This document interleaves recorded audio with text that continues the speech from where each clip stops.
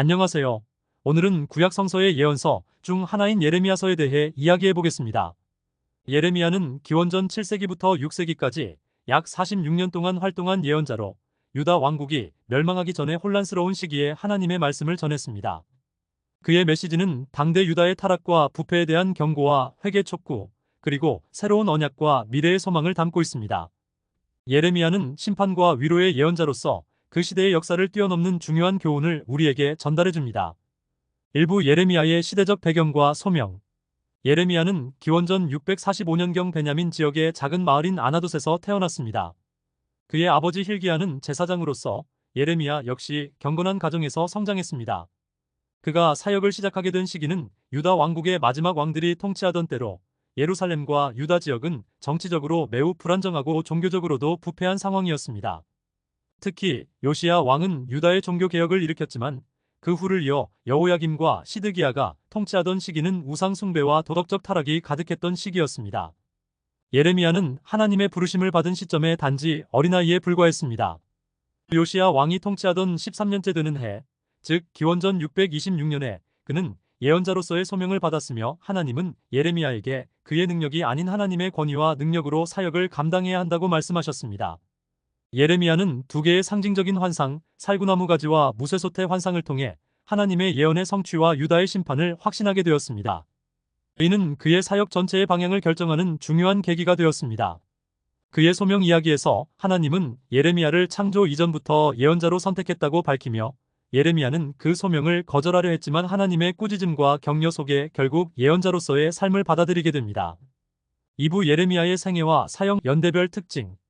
예레미야의 예언 사역은 약 46년간 지속되었으며 크게 5시기로 구분할 수 있습니다. 첫 번째 시기, 기원전 626에서 621년 요시야 왕의 종교개혁 이전. 예레미야는 하나님의 소명을 받고 부패한 유다의 타락을 경고하며 예언을 시작했습니다. 그는 유다의 죄악을 심판하기 위해 하나님께서 북쪽에서 바벨론의 침략을 허락하실 것이라고 전했습니다.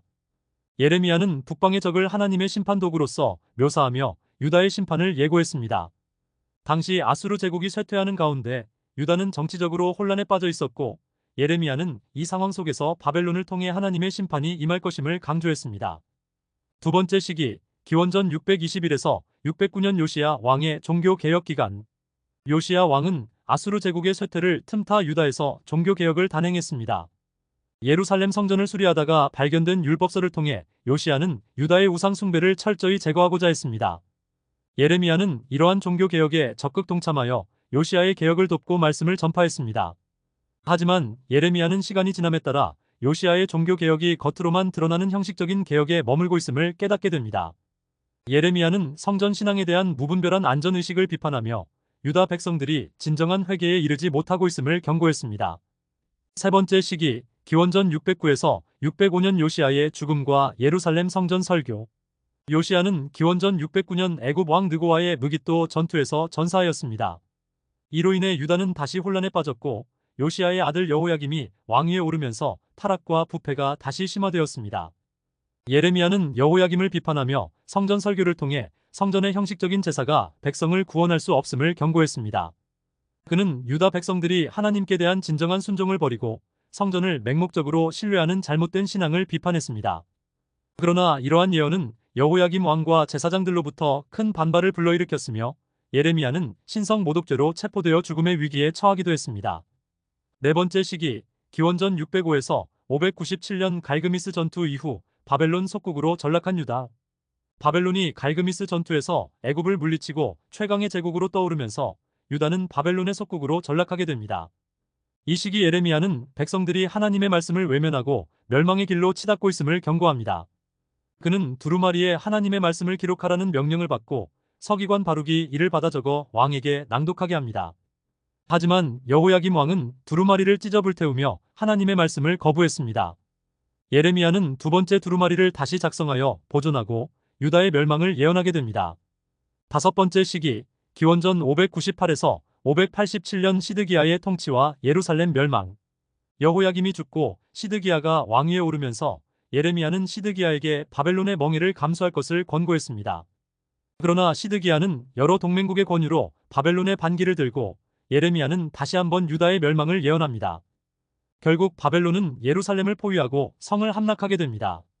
시드기야는 예레미야를 찾아 기도 요청을 했지만 예레미야는 유다가 멸망할 것이라는 하나님의 뜻을 전합니다.